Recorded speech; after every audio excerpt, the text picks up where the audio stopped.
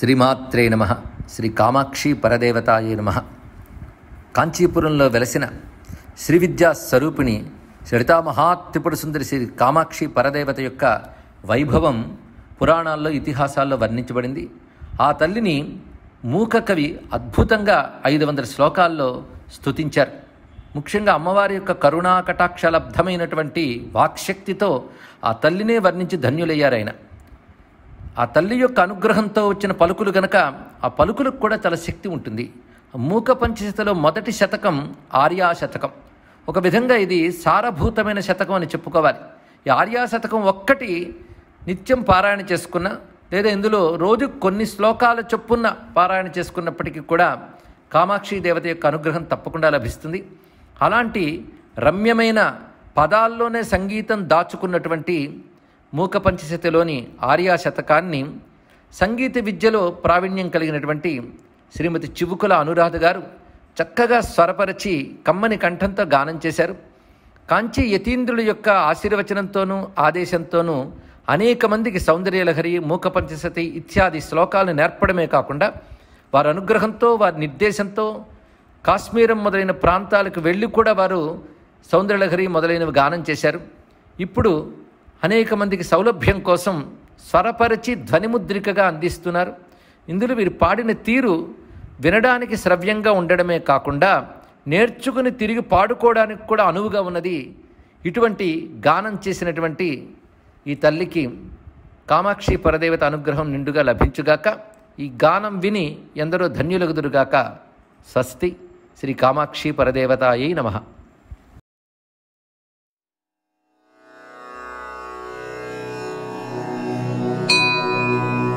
जय जय जगदम्ब शिवे,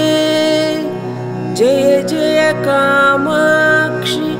जय जयाद्रिसुते, जय जय महेश दयिते, जय जय चिद्गगन कौमुदी धारे, कारणपरचिद्रूप काञ्चीपुरसेम्निकामपीठगता काचन विहरति करुणा काश्मीरस्तवककोमलाङ्गलता कंचन काञ्चीनिलयं करधृतकोदण्डबाणशृणिपासं कठिनस्तनभरनम्रं कैवल्यानन्दकन्दमवलम्बे चिन्तितफलपरिपोषण चिन्तामणिरेव काञ्चीनिलया मे चिरतर सुचरितसुलभा चित्तं शिशिरयतु चित्सुखाधारा कुटिलकचं कठिनकुचं कुन्दस्मितकान्तिकुङ्कुमच्छायं कुरुते विहृतिं काञ्च्यां कुलपर्वतसार्वभौमसर्वस्वम् पञ्चसरशास्त्रबोधन परमाचार्येण दृष्टिपातेन काञ्चीसेम्निकुमारी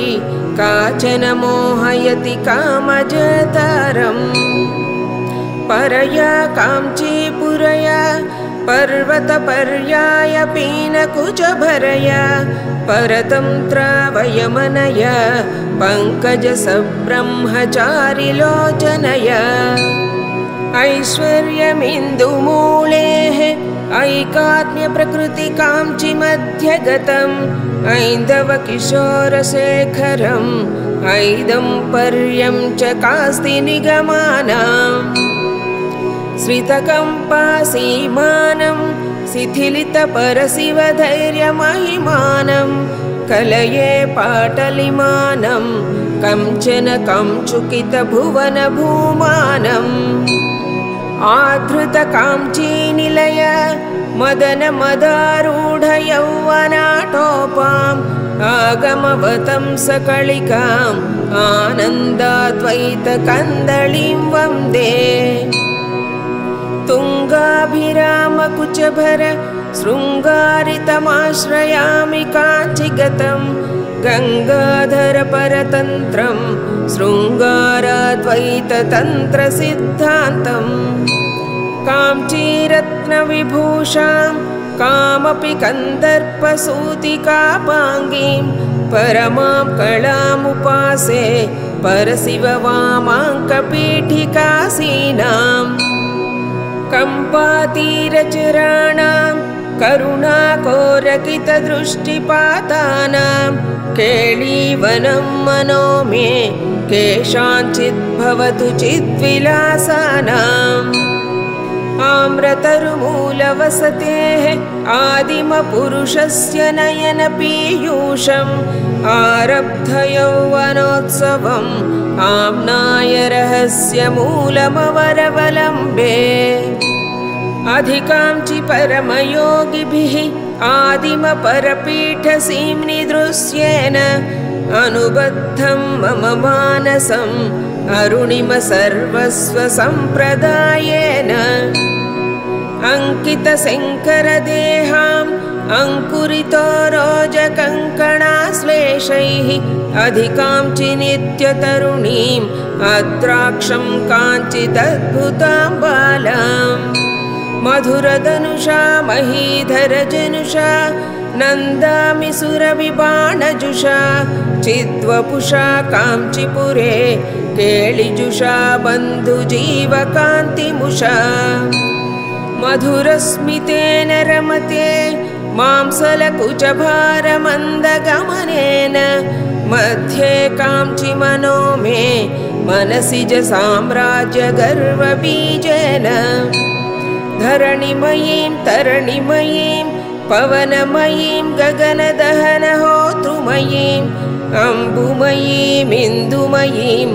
अम्बामनुकम्पमादिमामीक्षे लीनस्थितिमुनिहृदये ध्यानस्तिमितं तपस्यदुपकम्पं पीनस्तनभरमीडे मीनध्वजतन्त्रपरमतात्पर्यम् श्वेतमन्दरहसिते स्याता मध्ये हि वाङ्मनोतीता सीतालोचनपाते स्फीता कुचसीम्नि सरस्वती माता पुरतः कदानुकरवै पुरवैरिविमर्दपुलकिताङ्गलतां पुनतीं काञ्चीदेशं पुष्पायुधवीर्यसरसपाटीराम् पुण्या कापि पुरन्ध्री पुङ्खितकन्दर्पसम्पदा वपुषा पुलिनचरी कम्पायाः पुरमथनं पुलकनिचुलितं कुरुते तनिमाद्वैतवलग्नं तरुणारुणसम्प्रदायतसुलेखं तटसीमनिकम्पायाः तरुणिम सर्वस्वमाद्यमद्राक्षम् पौष्टिककर्मविपाकं पौष्पसरं सविधसीम्निकम्पायाः अद्राक्षमात्तयौवनम् अभ्युदयं किञ्चिदर्दससि मौलेः संसृतकाञ्चीदेशे सरसिज दौर्भाग्यजाग्रदुत्तंसे संविन्मये निलीये सारस्वतपुरुषकारसाम्राज्ये मोदितमधुकरविशिखं स्वादिमसमुदायसारकोदण्डम् आदृतकाञ्चीखेलनम् आदिममारुण्यभेदमाकलये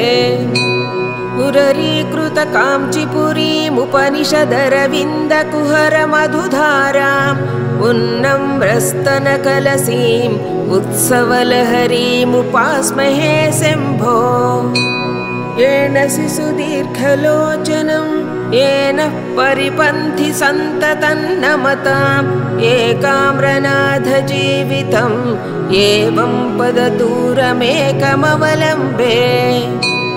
स्मयमानं मुखं काञ्चीम् अयमानं कमपि देवताभेदं दयमानं वीक्ष्य मुहुर्वयमानन्दामृताम्बुधौ मग्नाः कुतगजुषि काञ्चिदेशे कुमुदतपोराशिपाकशेखरिते कुरुते जनो मनोऽयं कुलगिरिपरिमृढकुलैकमणिदीपे वीक्षेमहि काञ्चीपुरे विपुलस्तनकलसगरिमपरवसितं विद्रुमसहचरदेहं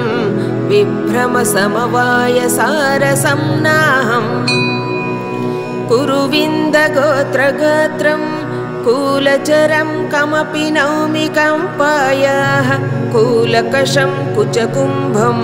कुसुमायुधवीर्यसारसंरम्भम् कुट्मलितकुचकिशोरैः कुर्वाणैः काञ्चिदेशसौहार्दं कुङ्कुमसोणैर्निचितं कुशलपथं शम्भुसुकृतसंभारैः अंकितकचेन केनचित् अन्धं कर्णौषधेन कमलानाम् अन्तःपुरेण शम्भोः अलङ्क्रिया कापि कल्प्यते काञ्च्याम् उररीकरोमि सन्ततम् ऊष्मलफालेन लालितं पुंसा उपकम्पमुचितखेलनम् उर्वीधरवंशसम्पदुन्मेषम् अंकुरितस्तनकोरकम् अंकालङ्कारमेकचूतपतेः आलोके महिकोमलम् आगमसंलापसारयादार्ढ्यम् पुञ्जितकरुणमुदं चितसिञ्जितमाणिक्यकाञ्चि किमपि काञ्चिपुरे मञ्जुलितमृदुलहासं पिञ्जरतनुरुचि पिनाकिमूलधनम्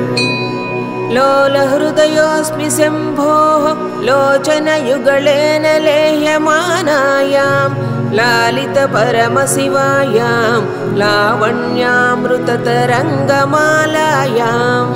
मधुकरसहचरचिकुरैः मदनागमसमयदीक्षितकटाक्षैः मण्डितकम्पातीरैः मङ्गलकन्दैर्ममास्तु सारूप्यम्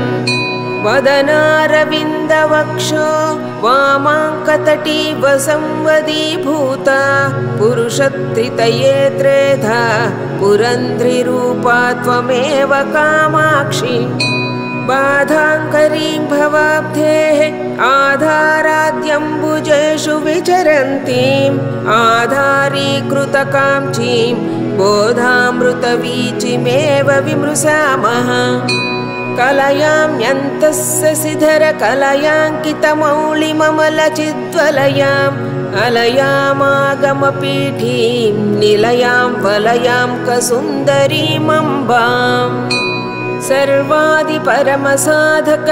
सर्वादिपरमसाधकगुर्वानीताय कामपीठजुषे सर्वाकृतये सोणिमगर्वाय समर्प्यते हृदयम् समया सान्ध्यमयूखैः समया बुद्ध्या सदैव सीलितया उमया काञ्चीरतया समया लभ्येत किं नु तादात्म्यम् जन्तोस्तव पदपूजन सन्तोषतरङ्गितस्य कामाक्षि बन्धो यदि भवति पुनः सिन्धोरम्भः सुबम्भ्रमीति शिला कुण्डली कुमारी कुटिले चण्डी चराचर सवित्री चामुण्डे गुणिनि गुहारिणि गुह्ये गुरुमूर्ते त्वां नमामि कामाक्षि अभिधाकृतिर्भिदाकृतिः अचिदाकृतिरपि चिदाकृतिर्मातः अनहन्ता त्वमहन्ता भ्रमयसि कामाक्षि सरस्वती विश्वम् शिव शिव पश्यन्ति समं श्रीकामाक्षी कटाक्षितः पुरुषाः विपिनं भवनममित्रं मित्रं लोष्ठं च युवतिबिम्बाष्ठम् कामपरिपन्थि कामिनि कामेश्वरि कामपीठमध्यगते कामदुघा भवकमले कामकळे कामकोटिकामाक्षि मध्ये हृदयं मध्ये निटलं मध्ये शिरोऽपि वास्तव्यां चण्डकरशक्रकार्मुकचन्द्रसमाभं नमामि कामाक्षीम् अधिकाञ्चि केळिलोलैः अखिलागमयन्त्रतन्त्रमन्त्रमयैः अतिशीतं मम हृदयं असमसरद्रोहि जीवनोपायैः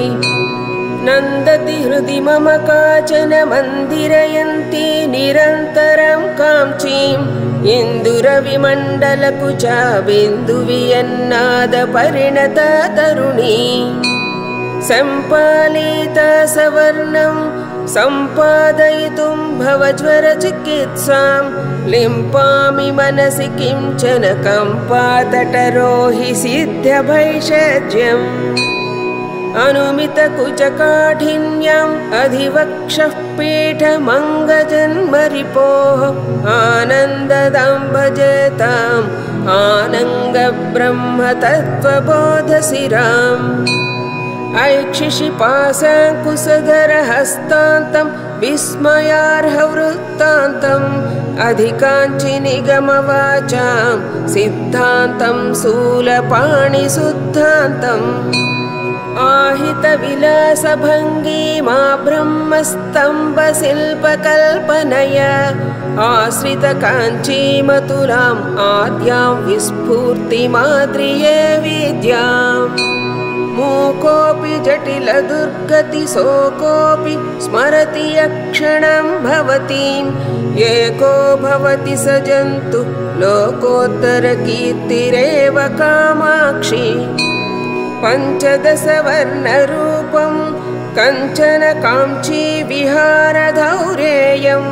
पञ्चशरीयं शम्भोर्वञ्चन वैदग्ध्यमूलमवलम्बे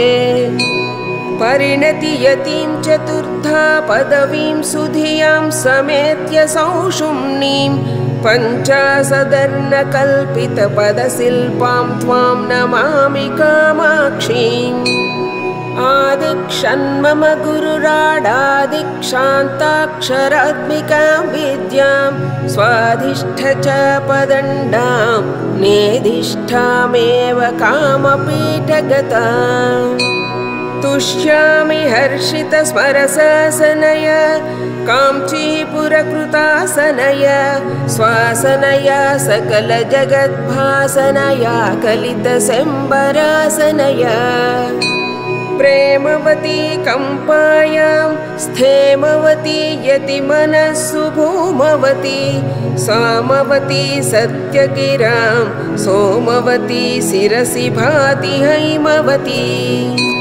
कौतुकिना कम्पायां कौसुमचापेन कीलितेनान्तः कुलदैवतेन महता कुट्मलमुद्रां धुनोतु नः प्रतिभा यूनाकेनापि मिलद्देह स्वाहा सहायतिलकेन सहकारमूलदेशे संविद्रूपा कुटुम्बिनी रमते कुसुमसरगर्वसम्पत्कोशगृहं भाति काञ्चिदेशगतं स्थापितमस्मिन् कथमपि गोपितमन्तर्मया मनोरत्नम् दग्धषडध्वारण्यं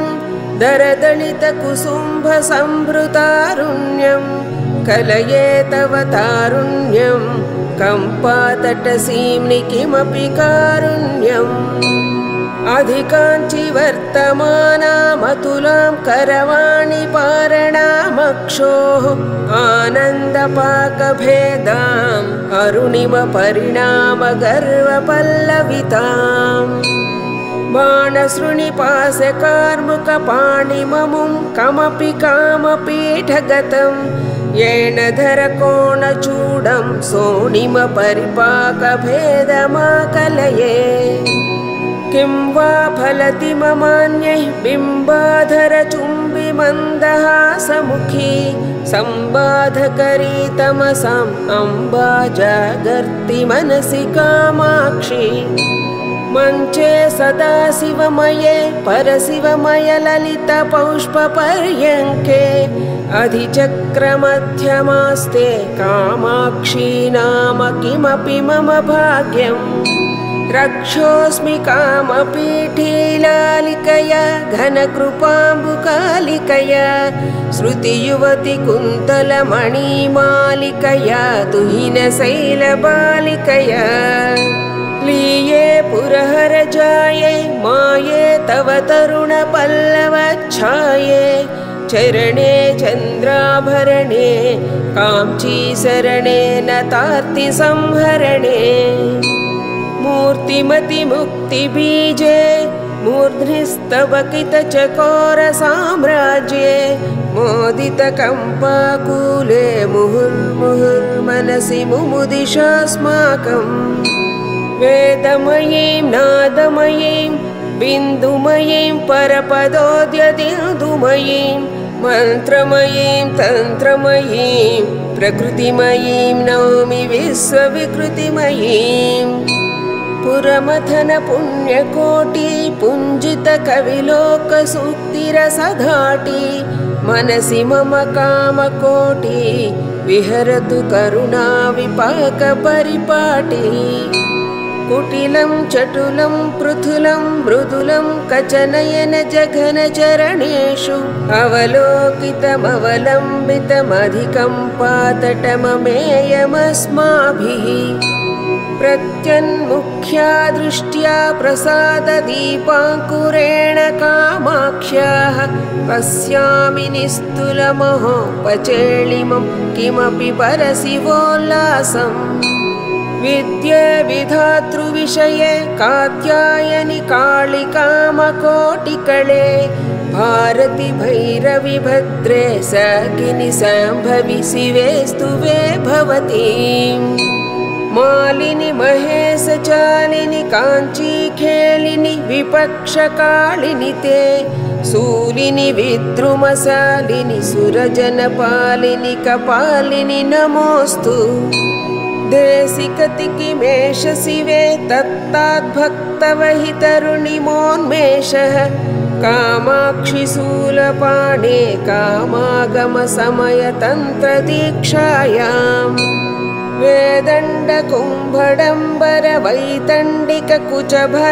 वेदण्डकुम्भडम्बरवैतण्डिककुचभरार्तमध्यायः कुङ्कुमरुचे नमस्यां शङ्करनयनामृताय रचयामः अधिकाञ्चितमणिकाञ्चन काञ्चीमधिकाञ्चि काञ्चिद्राक्षम् अवनतजनानुकम्पामनुकम्पाकूलमस्मदनुकूलाम् परिचितकम्पातीरं पर्वतराजस्य सुकृतसंनाहं परगुरुकृपया वीक्षे परशिवोत्सङ्गमङ्गलाभरणम् दग्धमदनस्य शम्भोः प्रधियसीं ब्रह्मचर्यवैदग्धीं तव देवि तरुणिमश्री चतुरिमपाको न चक्षमे मातः मदजलतमालपत्र वसनितपत्र कराधृतखनित्र विहरति पुलिन्दयोषा गुञ्जाभूषा फणीन्द्रकृतवेषा अङ्के सुखिनी गीते कौतुकिनी परिसरे च गायकिनी जयसि सविदेम्ब भैरवमण्डलिनी स्रवसि शङ्खकुण्डलिनी प्रणतजनतापवर्ग कृतरणसर्ग ससिंह संसर्ग कामाक्षि मुदितभर्ग हतरिपुवर्ग त्वमेव सा दुर्गा श्रवणचलद्वेदण्ड समरोद्धण्ड धुतासुरशिखण्ड देवि कलितान्त्रषण्ड धृतनरमुण्ड त्वमेव चामुण्ड उर्वीधरेन्द्रकन्ये दर्वी भरितेन भक्तपूरेण गुर्वीमकिञ्चनार्तिं खर्वी कुरुषे त्वमेव कामाक्षि ताडितरिपु परिपीडन भयहरण निपुणहलमुसला क्रोडपति भीषणमुखी क्रीडसि जगति त्वमेव कामाक्षि स्मरमथन वर्णलोला मन्मदहेला विलासमणिशाला कनकरुचिचौर्यशीला त्वमम्बबाला कराब्जधृतमाला विमलपटी कमलकुटी पुस्तकरुद्राक्षसस्तहस्तपुटी